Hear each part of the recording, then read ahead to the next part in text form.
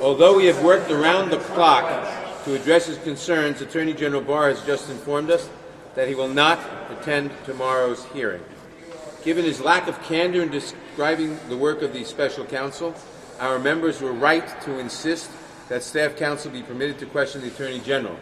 I understand why he wants to avoid that kind of scrutiny, but when push comes to shove, the administration cannot dictate the terms of our hearing in our hearing room. The Department of Justice has also told us that they will not comply with our subpoena for the full unredacted Mueller report, a subpoena that was returnable today.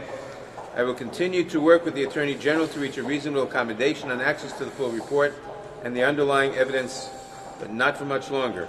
Compliance with congressional subpoenas is not optional, and if good faith negotiations don't result in a pledge of compliance in the next day or two, the next step is seeking a contempt citation against the Attorney General.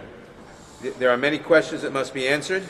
The committee will convene at 9 o'clock tomorrow morning as planned. My colleagues will be present. I hope and expect that the Attorney General will think overnight and will be there as well. Are there any questions? Will you issue a subpoena for Mr. Barr in the morning? We will issue a subpoena. No, in the morning, tomorrow we will not issue a subpoena. But the first thing is to get the unredacted report, and we will negotiate on that for another day or two, and if necessary, and remember that was subpoenaed, if necessary, go for a contempt citation shortly thereafter. We will also start a process to get Attorney General Barr there. What is your response to the ranking member who says you're torpedoing this hearing? We're not torpedoing this hearing. The committee has the right to determine its own procedures.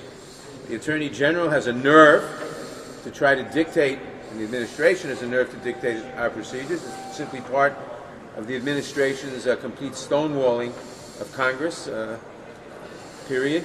And what the ranking member is saying is that by determining how we'll proceed, we are stonewalling, as if it's our choice that he should not come.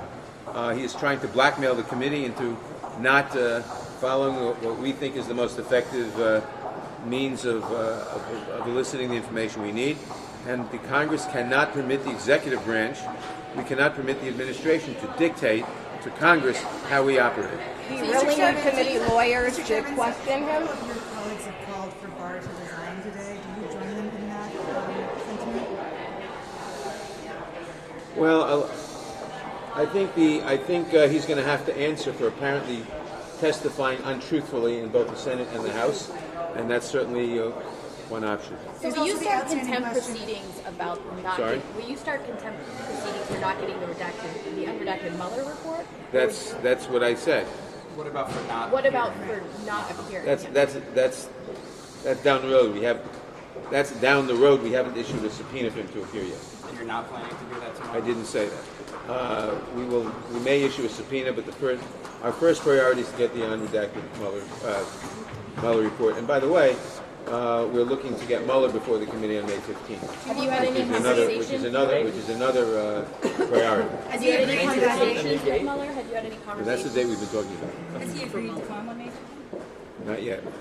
Well, they've announced that they have no. The department has announced they have no objection, and we're seeking to firm up the date.